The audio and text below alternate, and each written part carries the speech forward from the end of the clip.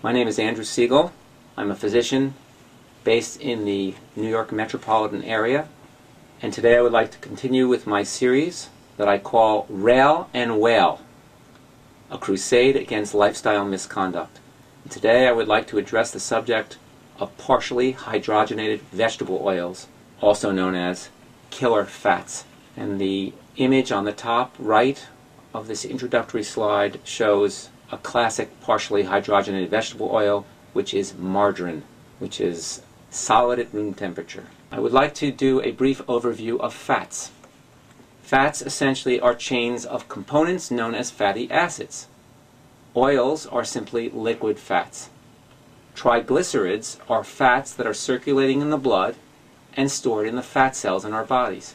Fat can be either animal or plant-based. Certain vegetables are very high in fats, classically avocados. Fats serve a very important purpose. They cushion our internal organs. For example, our kidneys are surrounded in a generous fatty envelope that protects it. Fat causes insulation of our bodies, helps keep us warm in the winter. That's why thin people tend to need more sweaters in the winter than people who are carrying more pounds.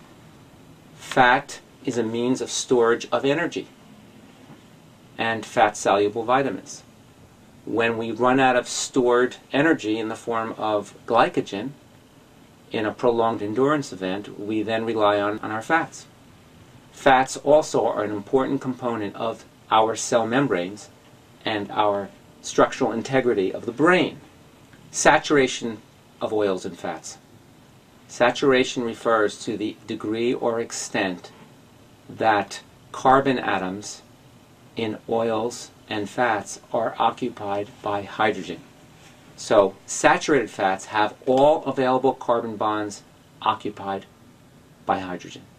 And these are solid or semi-solid at room temperature, and examples of this are animal fat, which is the fat in a steak, butter, and tropical oils. Monounsaturated fats, on the other hand, have a double bond, one double bond between the carbon atoms, and are typified by peanuts, cashews, walnuts, pistachios, macadamia nuts, also canola, oil, olive oil, and avocados. Polyunsaturated fat, on the other hand, has two or more double bonds between the carbon atoms, and therefore much less hydrogen saturation. Examples of polyunsaturated fats are safflower oil, sunflower oil, sesame oil, corn oil, flaxseed oil, soybean oil, and fish oils, salmon, for example. This next chart depicts a comparison of dietary fats, and I don't want to belabor this, but for example, the second from the top, butter, consists of a lot of saturated fats. The very top, coconut oil, an extreme amount of saturated fats, as compared to, for example, sunflower or safflower oil, which has very low amounts of saturated fats. As far as the monounsaturated fats, peanut oil, olive oil have very significant amounts of monounsaturated fats, which are the healthier fats than the saturated fats. A few words on tropical oils. Palm kernel, and coconuts provide tropical oils. These oils are very unhealthy. They're more similar to beef tallow than vegetable oil, and they're actually more saturated than pig fat. And therefore, these tropical oils are also known as axle grease, tree lard, cow fat disguised as vegetable oil. They are simply too saturated for your good health, and they are better used in sunblock and skin moisturizing lotions than as additives to your food. Processing, the procession in which a food starts out in the farmer's hand and ends up in your hands and in your mouth. Between the farmer and you and I are the processor, the distributor, and the retailer. So these images show the process. The farmer in the soybean field, the good-looking, healthy soybeans, the processing plant, distribution, and ultimately what appears in the metal basin, which is vegetable shortening. So I'd like to discuss the process of hydrogenation of vegetable oils. Basically, this is a process in which a relatively healthy oil, that is a natural unsaturated fat, is pumped up with hydrogen to to create a partially hydrogenated vegetable oil. The double bond is eliminated, making the oil more saturated. The liquid oil is turned into a solid at room temperature, but melts upon baking, and it includes products such as margarine and vegetable shortening. Why does the big food industry like partially hydrogenated vegetable oils? Well, it has superior baking properties and prolonged shelf life, since it's less prone to turning rancid, and the refrigeration requirements are less. As a byproduct of this whole process, trans fats are created. The image depicts the processing in which unsaturated oils are heated with catalysts in the presence of pressurized hydrogen gas. Next slide shows the hydrogenation. Healthy soybeans converted to soybean oil, converted to shortening. Few words on trans fats. Not to belabor the fine points of chemistry here, but basically cis and trans refer to the arrangement of chains of carbon atoms across the double bond.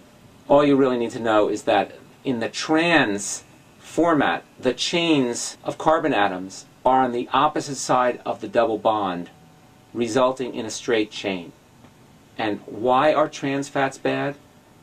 Well, because of the different configuration, the trans fats pack more tightly, forming a solid that's much more difficult to break apart with a much higher melting point, and it's solid at human body temperatures. So it ends up increasing our risk of cardiac disease, increased bad cholesterol, LDL, decreased good cholesterol, HDL. The enzyme lipase, which normally breaks down fats, can break down the cis variety and not the trans variety. So trans fats are prone to arterial deposition and arterial plaque formation. This next slide on the left shows a normal artery on the top and atherosclerotic plaque on the bottom portion. Top right, good healthy fruits and vegetables. Bottom right, it's partially hydrogenated vegetable oil. It's a glop of margarine. Interesting how much that glop of margarine resembles the glop of plaque that narrows our arteries. In my opinion, partially hydrogenated vegetable oils should be thought of as toxic as tobacco, and the Surgeon General ought to put a warning label on products that contain partially hydrogenated vegetable oils indicative that this product is toxic and hazardous to your health. Thank you for your attention. For more information, my website, findyourfountainofyouth.com, where you can download a free electronic copy of my book, Finding Your Own Fountain of Youth, The Essential Guide to Maximizing Health, Wellness, Fitness, and Longevity. And I have several other Rail and Whale series YouTubes on a variety of subjects, including processed foods, high fructose corn syrup, enriched wheat flour, and tobacco. Thank you.